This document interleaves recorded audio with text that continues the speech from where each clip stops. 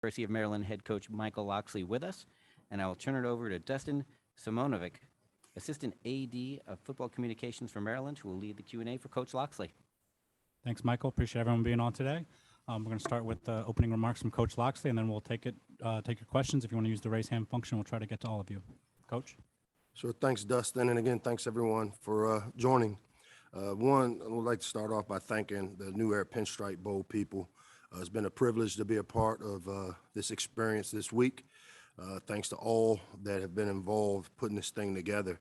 I've been to a lot of bowl games in my career, and I can tell you this one has been put together first class. The players have really enjoyed themselves here, the experiences that New York City has to offer, and we're really looking forward to finally hitting the field tomorrow to take on Virginia Tech. And I guess with that, I'll open it up to questions. We'll start with Dave Preston, WTOP. Come on. Dave, you're live. Good afternoon, Mike.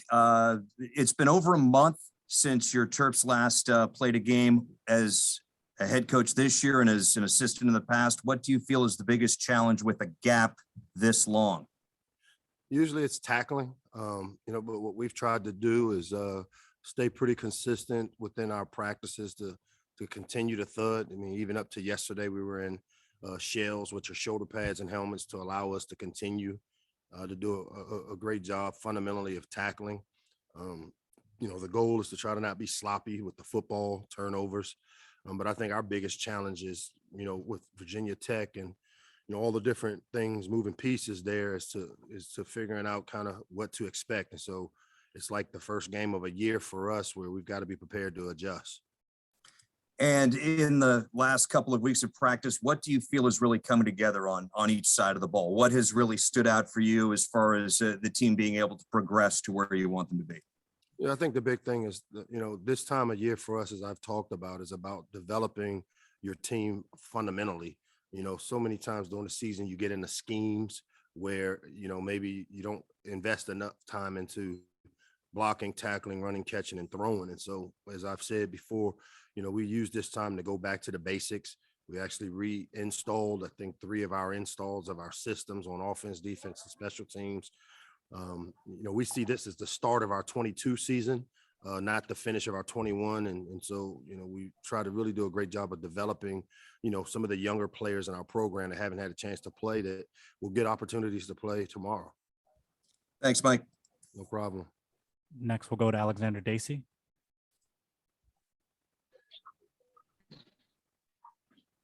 Hey, Mike, hope you're doing well. Just wanted to get your thoughts on any of the young guys that have impressed. I know that was a big factor for you with the extra practices, but is there anyone in particular that has stood out over the last few weeks? Yeah, I know you guys love that question. I think as a whole, all of our younger players have done a really good job of embracing, the opportunities that they've been given to develop themselves. We went into bowl preparation with the mindset of, we challenged our coaches to come up with what we call prescriptions for each player. And I can tell you, each player really did a great job of trying to work deliberately at improving in the 3 areas. We gave them 3 areas that we wanted to see improvement during this phase of our program. And each and every one of the young players, and including the veterans, have done a good job buying into that. If I had to call some names of guys that I think have really benefited from these practices, the 2 young running backs, Roman Hemby and Antoine Littleton, have both really done a great job, and I expect those guys to contribute tomorrow in some form or fashion. I've seen Weston Wolf take some big steps at the tight end position. Guys like Andre Porter, Tommy Akingba-Sote on the D-line, and Corey Coley actually did a really good job as well. So quite a few young guys have taken, that next step that you want to see younger players take, and they've used this time wisely. Next, we'll go to Wayne Viner. Coach, what was the experience at Fordham like? Did it add some spark to have a practice someplace else other than College Park? I mean, obviously the history there, Fordham, and being there, and some of the great coaches that have, spent time there. They got a little thing in the locker room with Vince Lombardi, who's one of the forefathers pretty much of the game. It's been a great experience for our players to be on campus there. As I said before, the Pinstripe people did a great job of having things organized, the facilities. I mean, we really didn't miss a beat with how we practice and the way we, evaluate practice. We've been able to get the film watched and continue to develop while we were here. So, as I said, it's been done first class here. Next, we'll go to Chris Heidel. Good afternoon, Coach Locksley. First of all, happy birthday, belated birthday. Thank you. Appreciate it. Talk about your running game. I know last year you guys had a great running game. You had a guy who got drafted by the Rams. Is that one thing you guys are working on this week to get that running game established? Because I know last year that took a lot of pressure off of your quarterback. Yeah, we're always trying to create balance, Chris. I thought the last game we played against Rutgers was pretty as close to the type of balance that we like to see in running pass. And, we do have some young, talented running backs. Our offensive line did a really good job in our last game of protecting the quarterback, but also allowing us to run the ball. And I do think, we have to run the ball to have success. I think going into this game, it's important that we kind of establish ourselves at the line of scrimmage, and it always starts with running it and stopping the run. So those are the two things, going into it that we feel like we need to get accomplished. And if I could ask a follow-up, I know you're going to the stadium tomorrow. Center field, right field, it's kind of like a launching pad during baseball season. What do you guys got to do with the field goal kicking? And I know it gets a little windy in center field near Monument Park. What do you guys have to do tomorrow to get ready for that? I mean, we practiced outdoors. We understand the elements of it. Our kickers will get out there early in pregame and get a better feel for, the differences there. We got to go through it a little bit today. Our walkthrough we did there. So I think we'll be fine. We just got to continue to keep our concentration level on what's important, which to me is just the timing of it and going through his routine and not let external things kind of get in the way. Well, good luck tomorrow. Thank you. As a reminder, please use the raise hand function if you have a question for Coach Locksley. And next we'll go to Tyrell Ingram.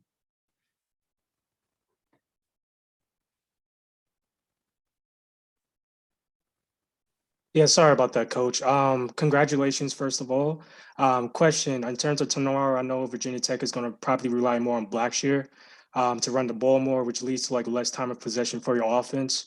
How's your team's offense prepared to make up for enough time and to keep up the momentum for scoring? Yeah, again, it's not really about what other people do to us. It's about what we do. Time of possession is a factor in the game.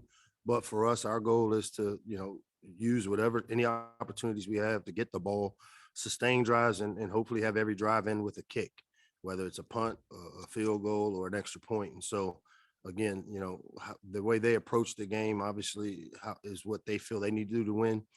For us, on our end, the goal is to execute. And, we got a winning formula that consists of limiting big plays and then trying to create turnovers on defense. And then on offense, for us, is we've shown that we can be an explosive offense, so make explosive plays, and then do a better job of taking care of the football than we have maybe this season. So to me, those are the two more important factors for us that we've got to handle. And I know you've put a huge emphasis on your defense. What surprises do you see your defense during this game tomorrow? What surprises do I see for our defense? Yes, for tomorrow. I mean, I don't expect us to have any surprises with what we do. Obviously, as I've said before, I think, JC has the ability. He's playing with house money. They've got not much to lose. And I know for a fact that they'll play hard for him as an interim head coach. Anytime you play in a bowl game, and especially with so many unknowns, we're treating this like a first game of the season for us because not necessarily knowing the personnel maybe as well, because there isn't a lot of film on some of the guys that may be playing. We just got to be ready to adjust. And like I said, I know JC, Coach Price will have his team ready to play. They probably will leave caution to the wind. And, I can expect gadgets and plays that you maybe haven't prepared for, that we've got to be prepared to adjust and get it coached up on the sideline and go out and execute our stuff. Okay. Hope you win tomorrow. Thank you. Thank you. All right. Thank you, Coach Locksley. We appreciate your time. And thank you all for joining the call today. I'll send it back to Michael for final words. Hey, everyone. Before you go, just want to give you a heads up again. Thank you, Coach Locksley. We're going to be sending out information a little later today. Tomorrow at 12:30, we're going to have another Zoom press conference. We'll have both university presidents along with the athletic directors and New Era Pinstripe Bowl officials. Again, that'll be 12:30 via Zoom. And that same link will be used to do all the post-game stuff following the game. Again, thank you for joining us. We kick off 2:15. You have any questions, please reach out to credentials@yankees.com or give us a call in the office. Our information should be in the media info packet we sent out. But thanks for joining us, and we'll see you again tomorrow. Have a great afternoon.